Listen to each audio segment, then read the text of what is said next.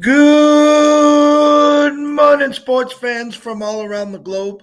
I'm your host, Jeff Dawson, East Coast Sports Investors, and this is your breakfast bankroll for Tuesday, March 29th, 2022. Just a couple more days left in March, and April is pounding down the door. Holy cow. 3 months complete in the year of 2022. What a day, what a week. Just started last night. ECSI VIPs, a well-needed, earned, and deserved box-to-wire 6-1 win. The Hurricanes coast in Washington. Nice way to start the week for us at 1-0 there.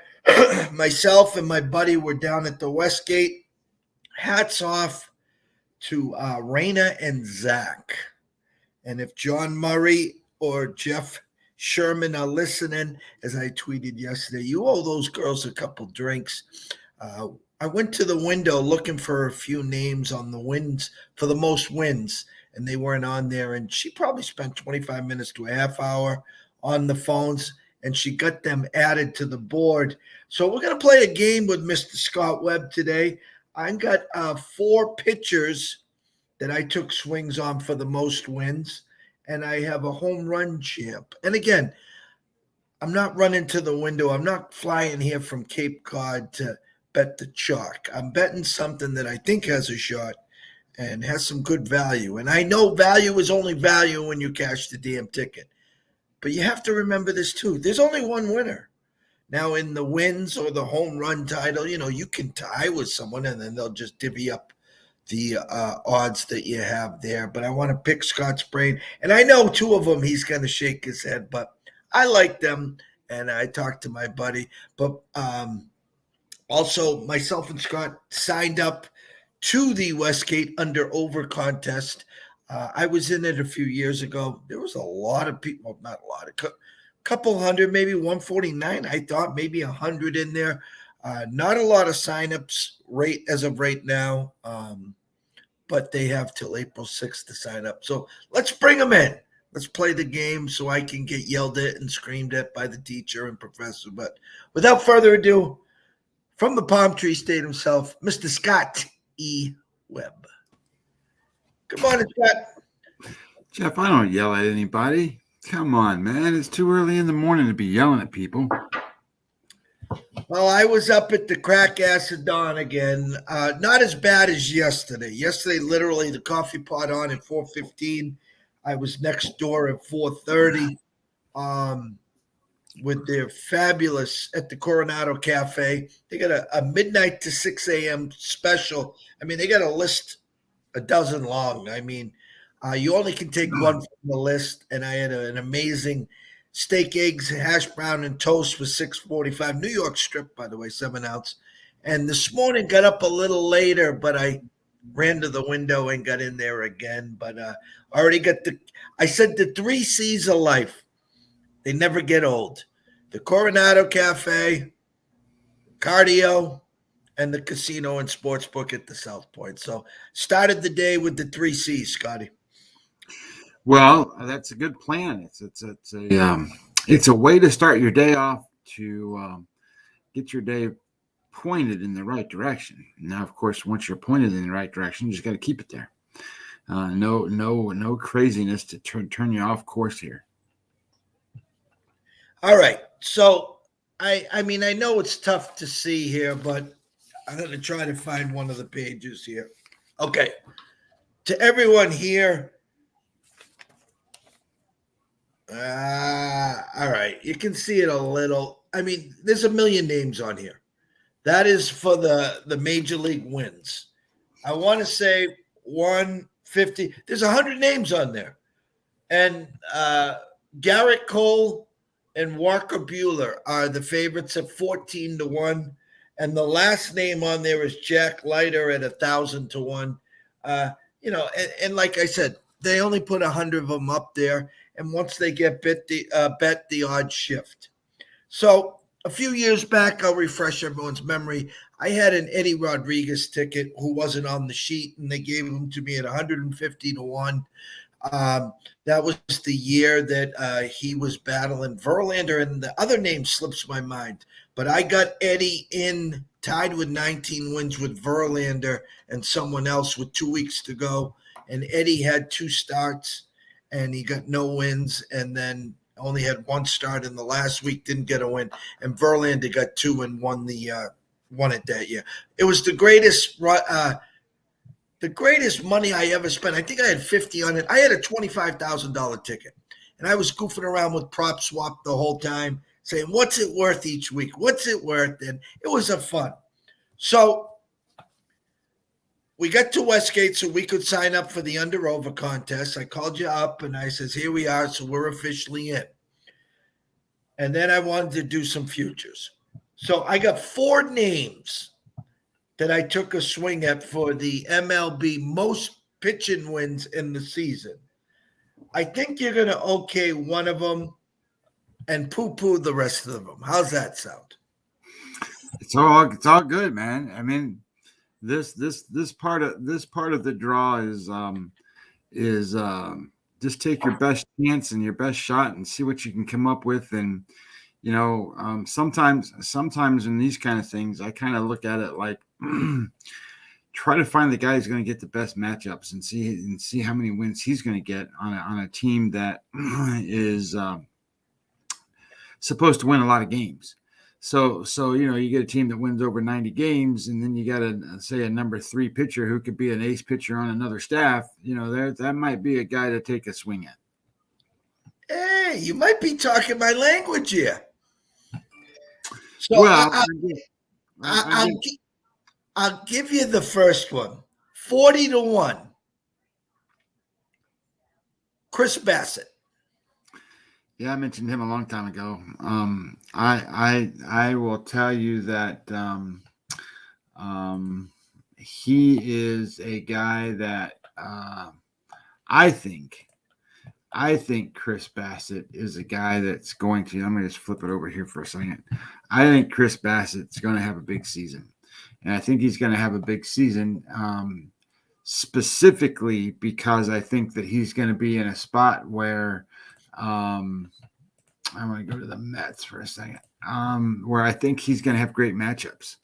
Now, I don't like the division he plays in, but at the same time, if you think about who's the Phillies' number 3 pitcher, and who's going to be the number 3 for the Braves. And those are the guys he's going to match up against. And on the most part, that those are the guys he's going to match up against. And he's a former number 1. So I like the idea of Chris Bassitt doing well. I'm trying to get his numbers here. These projections that they use are really more not around wins and losses. These should be really used for, WAR numbers and strikeouts and stuff like that, because, they got DeGrom. What is this? Last year's numbers? What are these? These are Zips projections. They got DeGrom 9-3 this year. So I mean that's not going to be the case. Now, if he doesn't throw that many innings, then maybe that would be the case. They got Scherzer 12-7. That kind of thing. So that doesn't go well for your wins and your losses. But what you got to look at in his case, and is you got who's going to be the number 1 and number 2. It's going to be DeGrom and then Scherzer and then Bassitt. So you got to go and say, okay, so let's go look at the Braves for a second. And in Braves, the Braves are going to go Charlie Morton, and they're going to go Max Fried, and then they're going to go Ian Anderson. So Ian Anderson can pitch. But if you want a proven guy versus a younger guy, you got to go Chris Bassitt.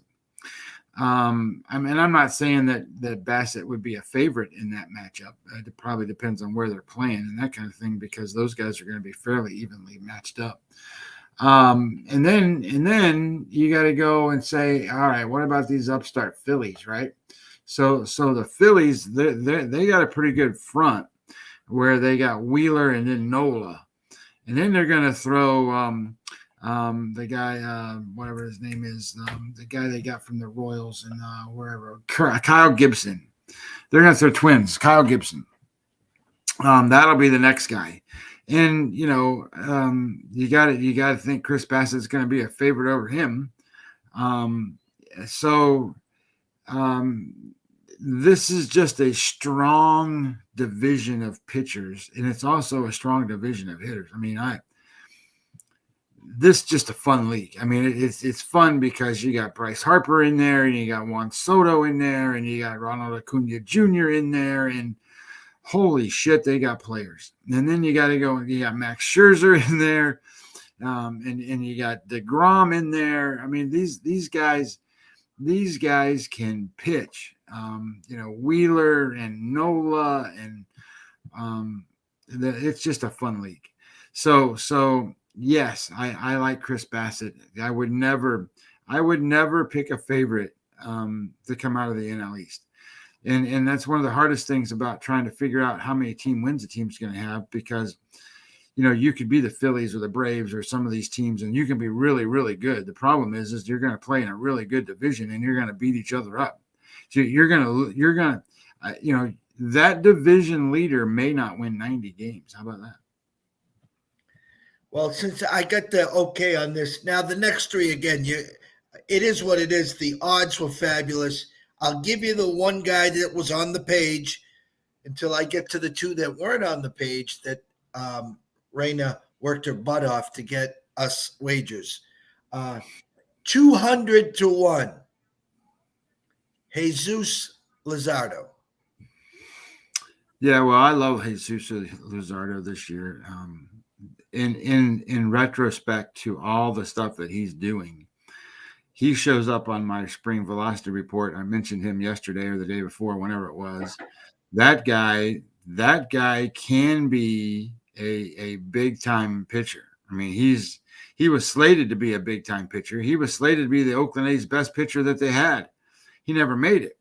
But he's 24 this year. I think he's 24 and a half, but he's 24 this year. It's not like he's 30 and he's washed.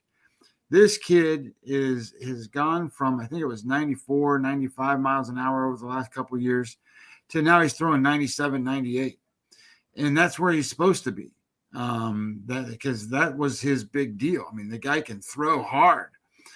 So now it's a matter of containing that throwing hard and getting him to pitch. He's going to be in great matchups most of the time because he's the 5-hole starter. And coming out of the 5-hole starter, that's pretty good. I guess my only concern with him is going to be innings. I don't think he's going to throw that many innings. The reason is he hasn't thrown that many. Let me pull him up and I'll tell you exactly where he's been. He's a guy that's trying to make it, and because he's a guy trying to make it, he hasn't had the opportunities. Let's see. Last year, Jeff, he pitched for both Oakland and Miami. He threw 95 innings. So if he's going to pitch more than 95 innings, it's probably going to be in that 120, 130 range. 120, 130 range, I don't think is going to get you enough wins to win it. But I do think he's a great guy. He's a guy that I'm going to find as early and as often as I can find him, and I'm going to bet on him probably a lot, especially at the beginning, until people figure his ass out. Because I think he's going to be a guy that people will go, holy shit, this team's got Sixto Sanchez and Luzardo, and then they're going to go, oh, they got Alcantara too, like that, because those two kids are pretty damn good. Yeah, I think Alcantara was down to 40-1. Actually, let me look. He opened at 100-1. He's down to 50-1. I wasn't. It is what it is. I figured I was going to take some swings. The last you can't bet on a guy from the Marlins to be the National League winner and wins. What's that? You can't bet on a guy from the Marlins to be the number one winningest pitcher in baseball. The team's got to be able to win some damn games. The wins are impossible to get, meaning you could have a 70, 75 win Marlin team. One guy could get 10, 12, 14, 15, 17.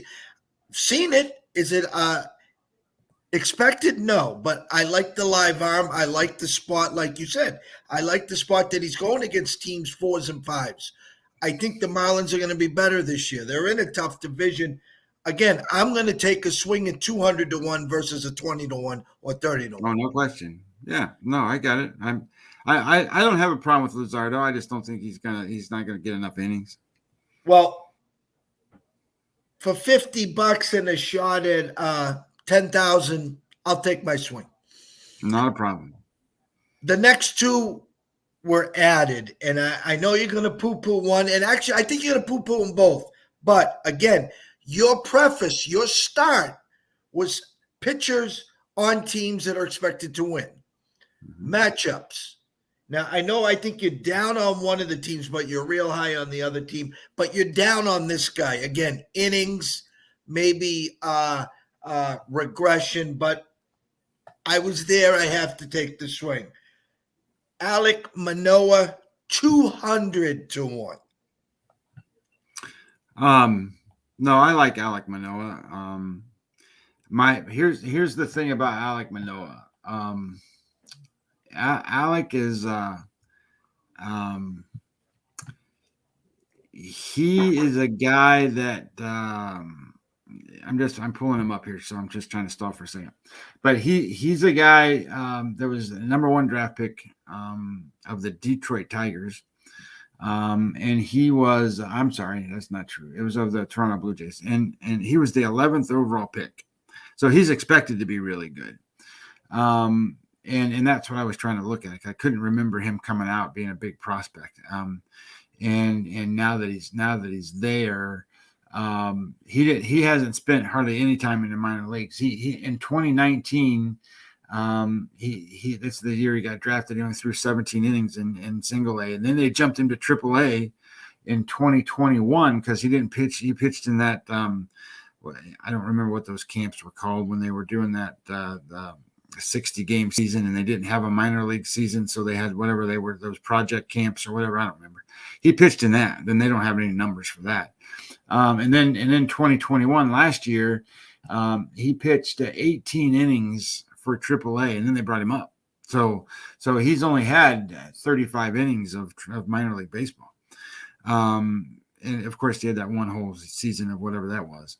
But he threw 111 innings last year. He was 9-2, 20 starts. So I mean, what I like about this kid is that he's got a real high strikeout rate.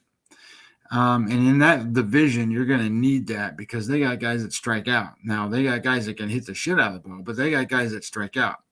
What I don't like about what he does is he's got a lot of walks in there. He's got to figure out how to get his command right because, he didn't throw that many innings, but his walk rate is 3.2 per 9 innings, and that's a lot. So he's really good at a lot of things, that not being one of them. But he had a good earned run average. I mean, he's got a good FIP number. He had a good WAR number. But I think personally, if I was going to do it, I would do him next year. But what did you say you got the number on him was? 200 to 1. Yeah, I mean that's another one that I think is a guy that it wouldn't surprise me that he gets a lot of wins. It would surprise me because here's another thing. He's not going to go like number 2 in the staff. I mean, I think the way they are set up. Let me go over there and get it. I think in my mind he's number 4. He is. They're going to go Barrios, and then they're going to go Gosman, and then I'm not sure. Ryu. They're probably going to go Ryu. Now I say probably because Ryu, he's getting at a point now where his return on investment might not be as good. I mean, when you get to a point where you're soft tossing so soft that. But the guy can pitch. So there's a difference. Like he's not coming in from a guy that's throwing 95 to now he throws 90 and he's got to figure out what to do. He throws, 91, 90 miles an hour last year. So he's one of those guys that's got to hit the spots. And a lot of times he does. So he knows what he's doing. So, but what's good about having Ryu go third is he's the lefty that splits up the righties because Manoa's a righty. So one of the ways I think he's probably going to be the 4-hole guy. And if you think about the 4-hole guy, there's a lot of good matchups for him, just like we talked about. And again, he's going to be a guy that pitches for a team that I think wins the East. And I think is going to be, that's another one of those. You got to go and say, holy shit, these guys are going to beat each other up. But the difference between the East in the American League and the difference between the one in the National League is the one in the American League's got the Baltimore Orioles. And it matters because the Baltimore Orioles, and Jeff, this is one of the things I did before we got to picking those things. I wanted to know how the teams did against each other in the divisions last year because part of figuring out who's the better team is the teams that beat the teams in the divisions are better than the other teams, and they got to catch them.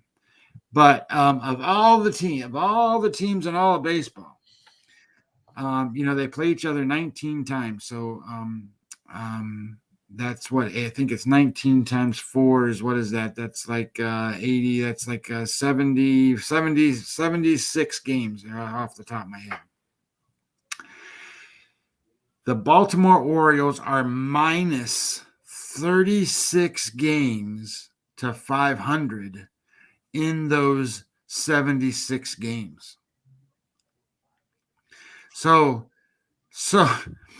they are so far behind all the other teams that's why these teams can get to 90 wins and in the other division they can't.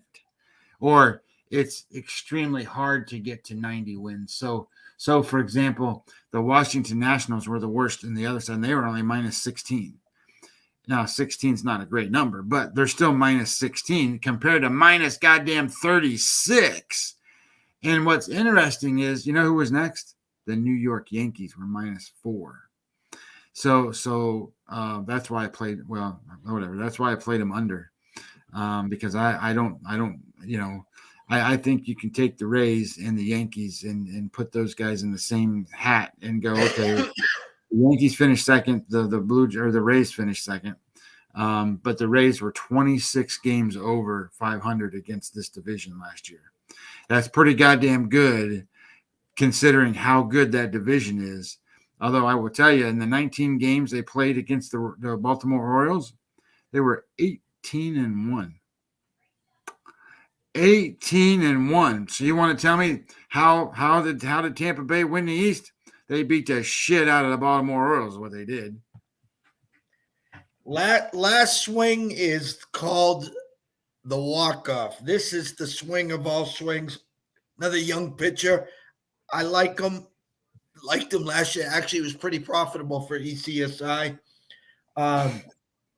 Another one that they added for us, 300-1, Scott. Logan Gilbert. I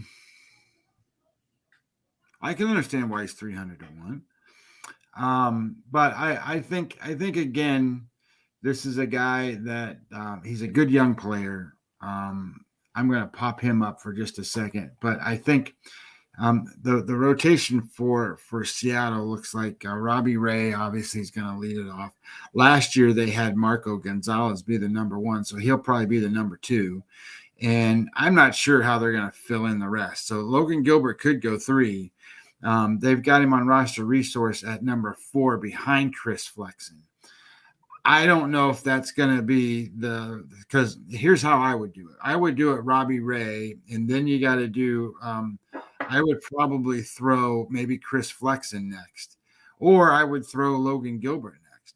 The reason I would do that is because Robbie Ray's a lefty. Then I would throw a righty, and then you come back and Marco Gonzalez is a lefty.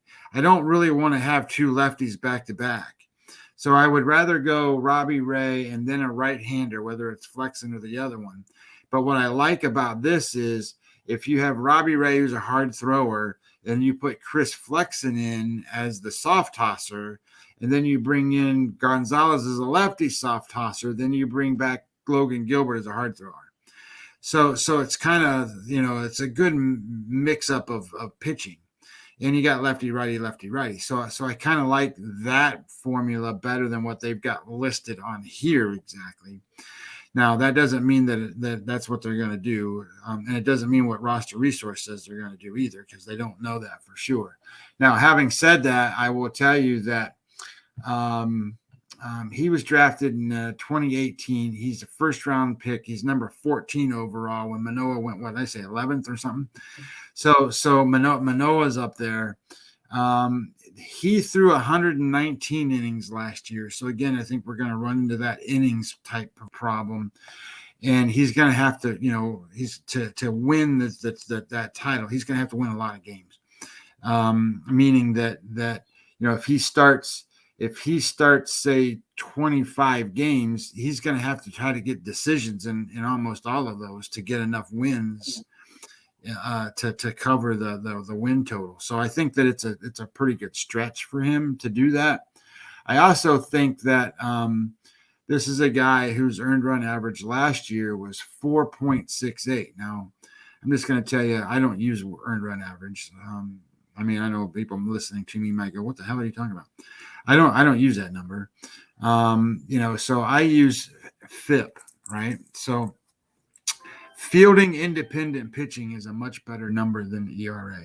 So, and you got to look at that as the same calibration as an earned run average. So if you're at 4, and especially in the American League, that's not terrible, but you're 4.68, you're above average. Now his FIP number, and this is where people miss the boat on these guys. His FIP number last year was 3.73, Jeff. So what does that mean? Well, that means he got outs independent of his defense. So he's a big strikeout guy. He's a guy that can get things done, that he doesn't have to rely on balls in play to make it happen. And that's what you want from a starting pitcher these days. So he was really, really good. Now, I don't want to tell you he's the big, this huge guy that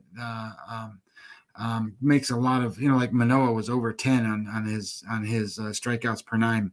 He's at 9.65, so that's not terrible. That's maybe a little low for a big time starting pitcher, but for an average guy, that's pretty good. But what's really good is his walk rate's only 2.1. So he doesn't put a lot of guys on base, and his innings are just going to be where I think we run into a problem with him in trying to get the number of starts. The other thing that bothers me is it's the damn Mariners. And I don't mean that in a mean way to the Mariners. I think they're a fun team. I just my concern is that I think everybody and their brother is going to be jumping around and going, oh my God, the Mariners, let's go bet on all these Mariner games. I'm telling you, this is not the year to be betting Mariner games. This is the year for regression for Mariner team, and they shouldn't have won as many games as they did last year. That this is the year that everybody goes, oh my God, what happened to the Mariners? Where did they go? They shouldn't have been where they were last year. So that's the only reason I say any cautionary tale about Logan Gilbert. I like Logan Gilbert. I just think that it's going to be, like I said, I think it's going to be a little tough just on innings. And last but not least, before we get to the NBA and today's board, I'm not going to fly out here for 16 days and nights, do all the homework and research and, run to the window and play chalk on a future unless I was going to drop a big bag on it. And I'm not knocking anyone that plays chalk, by the way, on futures or whatever. It is what it is. If they're the favorite and you think that they're going to win, well, God bless you. This gentleman is 7-2 to win the MVP. I wanted a piece of the action on him, so I flipped the script. I got 40-1 on Juan Soto to win the home run title. I like Juan Soto. I think that guy is going to be the cream of the crop this year. Now, having said that, I don't know that he's the home run hitter that everybody thinks he is. And I don't think that he's not going to hit home runs. Trust me. I think he's going to have well into the 30s in home runs. My concern with him is do you really know how many home runs he hit last year? Just out of curiosity. 25? Because it was under 30, and I don't think most people would tell you that they knew it was under 30. He hit 29 home runs last year. The 60 game season he hit 13. The most he's ever hit in one season is 34. And that was his second season. The first year he got called up later. He had 22 home runs. He's a big guy that's going to hit home runs. The biggest projection on home runs for him comes from the Steamer projection rate, and they got 38. 38's a good number for him. But if you're going to win the home run title, you got to hit over 40. Mm-hmm. And my concern with him would be I don't think he's really been close to 40. He hit 34 that one year, but here's the other problem that I have with that player being the home run champion. Last year he had 145 walks. I don't think that's going to go down this year. I know they got Nelly Cruz to hit behind him, but if I'm going to pitch to one of those two hitters, I'm going to pitch to Nelly Cruz, for God's sakes, and I'm going to walk Soto. So I think he's going to have another 150 walks, and that's going to lower those home run numbers because of the number of walks he gets. And I know everybody's going to say, well, remember Barry Bonds? Okay, well, Jesus Christ, that's a whole different story. Barry Bonds can single out one pitch and hit it a home run. And that's what he can do. Juan Soto can't do that. But that being said, Juan Soto can do a lot of things, and he's one of the only players in Major League Baseball this year that are projected to have 100 RBIs and 100 runs. And that's not even close. It's like a lot of RBIs and a lot of runs. It's a lot of base hits. It's a lot of doubles. It's a lot of everything from this kid. He is just something else. Um, I do you have the sheet there? Does it have odds? Yeah. Or because I can tell you a flyer that I like is the St. Louis Cardinal kid. Um, whatever his name is off the top of my head. It's O'Neill. yes, that kid. Um, I think O'Neill hit last year 34 home runs, and Steamer likes him at 38 home runs. They don't really project anybody too much over 40, but I think this kid can probably get there. His power numbers are unbelievable, and in that lineup, I think they're going to pitch to him. So I like Tyler O'Neill to get a big number of home runs, and I think you can probably get him not as a favorite type number, and I like him. I don't have that sheet in front of me. Hold on one second, Scott. Well, I just thinking that it's possible there. No, I I mean, want to say, I do want to say, I think he was in the 40 to 60 range. I think off the top of my head, I don't have that sheet in front of me. I think he was in that 40 to 60 range. well, I'm going to guess that Vladimir Guerrero Jr. is a favorite, and I'm Yeah. going to guess that Pete Alonso is probably a favorite on the National League side. But you know Judge, who? Judge. Judge, really? Yeah. I how about this? It would be fun. I think this would be a good bet. I think if you were to go and say, "Hey, give me some odds on a home run champion for the New York Yankees," and give me the odds of whether it's going to be Stanton or it's going to be Judge or it's going to be Gallo, and I'll take Gallo. No, I agree.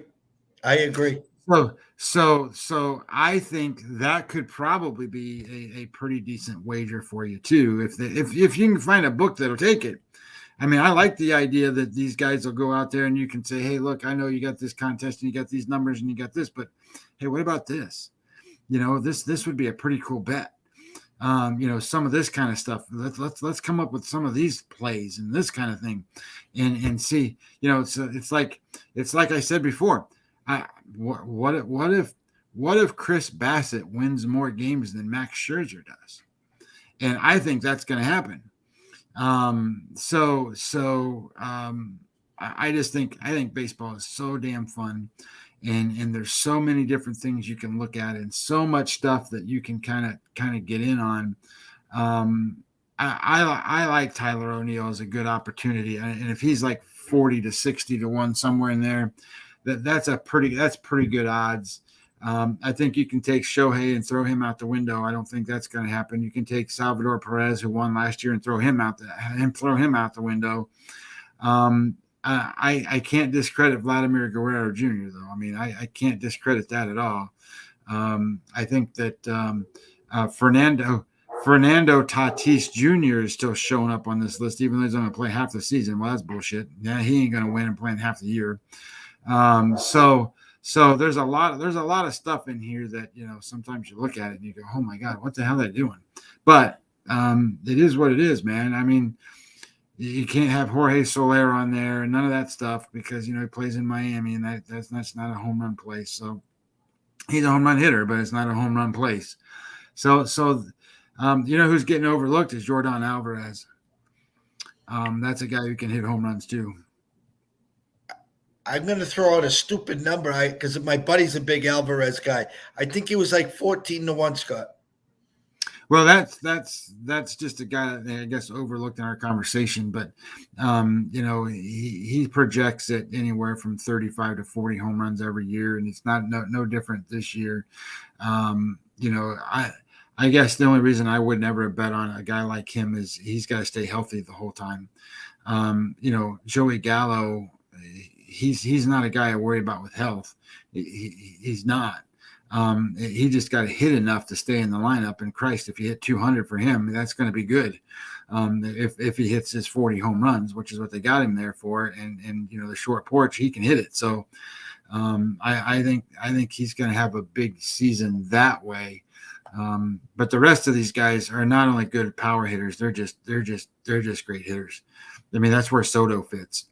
He's a great power hitter, but he's also a great everything else hitter. And Ronald Acuna Jr., same kind of thing. It's hard to say, okay, well, he's going to hit 35 home runs. Okay, maybe he will, but that ain't going to be enough to win a home run championship. You know what I mean? It's kind of like that. So, and then some of these guys, they got moved, like Eugenio Suarez and those kind of guys that okay, now you're going to go try to win a home run championship out in Seattle? No, that ain't going to happen. So, and that's not, because that doesn't mean you don't hit home runs. It just means you don't hit home runs in Seattle, like you do in other places. Bryce Harper could hit 45 home runs and win. He's that kind of player. I mean, who knows? And what about them guys that went to Texas? They might show up on this list somewhere. So I'm going to segue to the NBA, and I'm just going to state this. It's kind of comical. I was looking at my tickets, and as we're rounding down the trip here, and as I stated to a lot of people, I'm 100% transparent. When you come on these long trips, you got to budget your bankroll.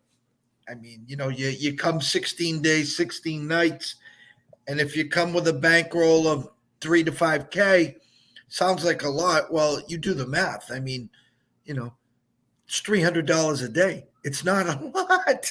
And so the fact of the matter is with the start of the tournament, with all the games, you might have 3, 4, 5 plays for that day. And if you go to the window, and even if you bet $250, $300 a game, you can't put $1,200 or $1,500 of your $3,500 $5K bankroll at risk. You just can't. So I put together a lot of parlays, which again, I'm not here to preach parlays, but the fact of the matter is more that I was protecting the bankroll, protecting the investment. Not that I didn't play flats either, peoples, because I did play a lot of flats.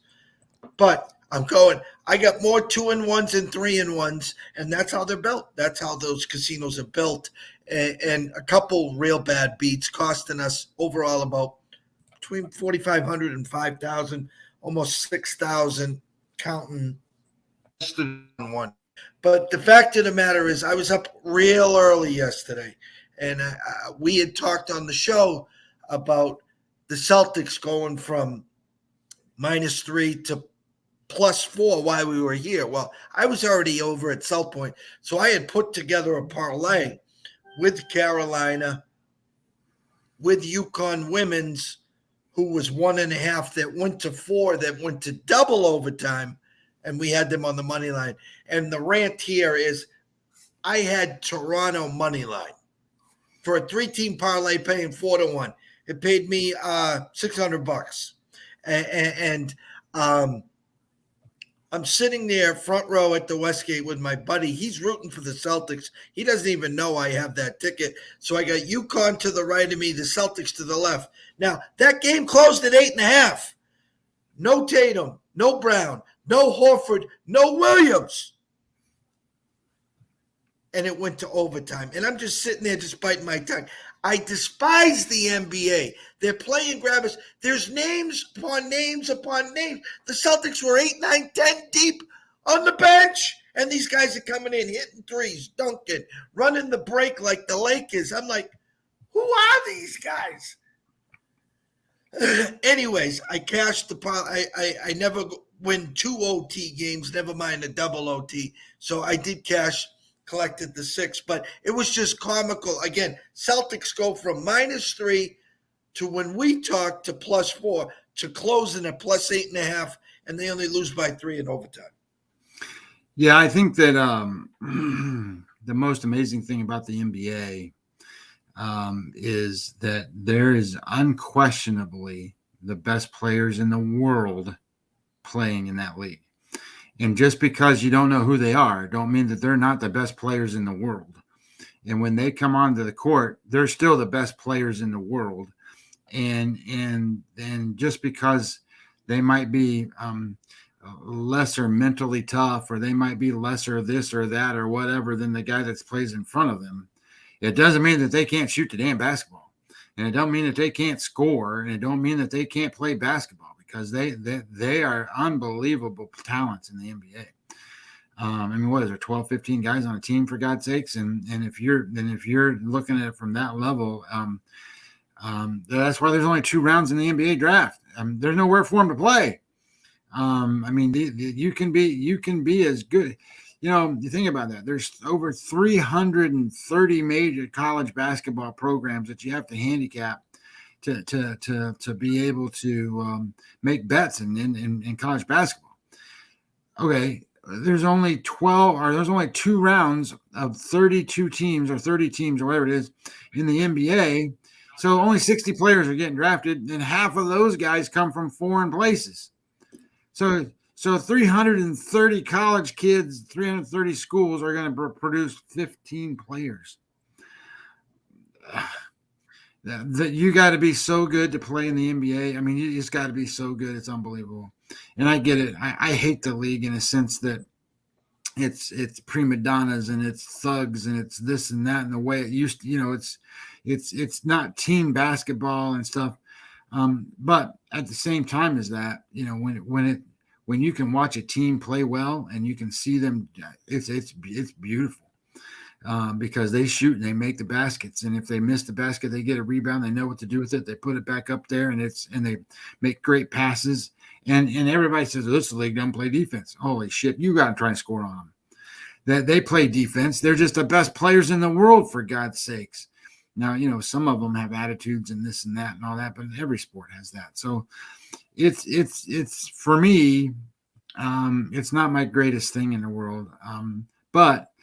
Numbers wise, I got a pretty good formula for doing some stuff, and I can predict the games pretty well. But it's not like I can't do that in college. But that takes too damn much of my time. I'd rather be doing what I'm doing for baseball than working on that goddamn college shit. Anything on the board tonight? Well, yesterday, I said, hey, this, that, and the other thing. I like the 2 bigger dogs, and good morning, Billy. And I just didn't want to get involved in them. They would have went 1-1 yesterday with the bigger dogs. Sacramento would have been my loser.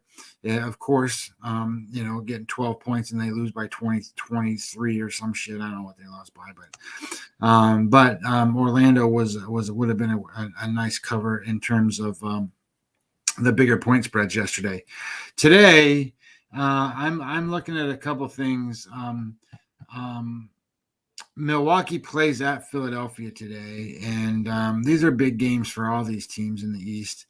And I just think Milwaukee's a better team than Philadelphia, and Philadelphia is -1.5. So just give me Milwaukee, because my numbers say Milwaukee should win the game. What I'm seeing on pregame was the line opened at 2.5, and now it's 1.5. So I'm okay with Milwaukee as a small dog. And the other one that I kind of liked was Utah's playing the Clippers, and the Clippers have not been playing any defense as of late, and it's in Los Angeles, but and Utah's only -1.5 or -1. So I'm like, I'll take Utah. I'll take the small favorite. So those are the only 2 that I'm actually playing. My numbers say that Utah should win the game. My number says by 4. So I'm okay. I'll take that one. And then Milwaukee, I have them winning by 4. But it'll probably be a 1-1. But they're just too. The numbers are too good right now. So I kind of like those 2. In college hoops, the NITs at Madison Square Garden, St. Bonnie's playing Xavier. What kind of caught my eye was St. Bonnie's -1.5 there. Always trust and respect the opening number there. So kind of surprised that they are favored there, but if slight lean to the Bonnies. But again, I would not suggest playing the -1.5. I would take the points off the board and take. Hey, Jeff. Yeah. On that game, you got St. Bonaventure minus 1.5, $78,000 bet on the game, but 70% of the money is on Xavier with no line move.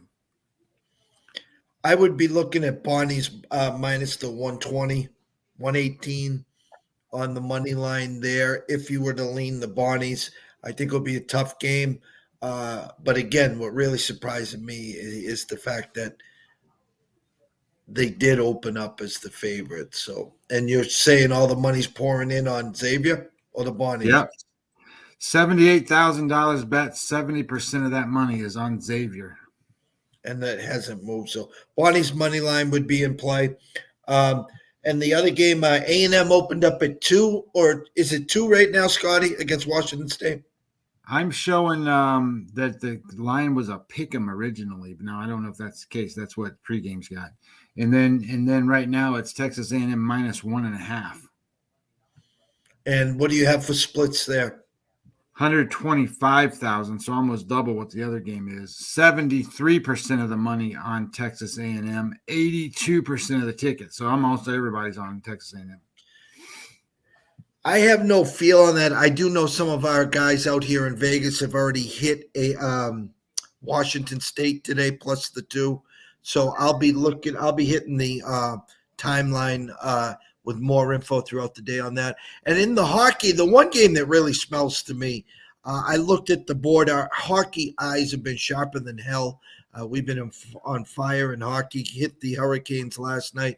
I just think the line opened up too low. I'll be interested to see how this one moves. But the Bruins are playing Toronto tonight, and the line opened up 123, 124. I've seen some 128s. Bruins favored. No one's harder than the Bruins right now. I think 14, 2, and 1 last 17. Some crazy number like that. I think the number opened up too low. I think they're going to look for Bruin money. I would be eyeing the Leafs tonight. That's just me, and it's only 8-13 in Vegas right now. Well, it looks like they're getting Bruin money. According to what I'm looking at, open 125, it's now minus 136. $31,000 bet on the game, which is kind of high for a hockey game. I got to check into that.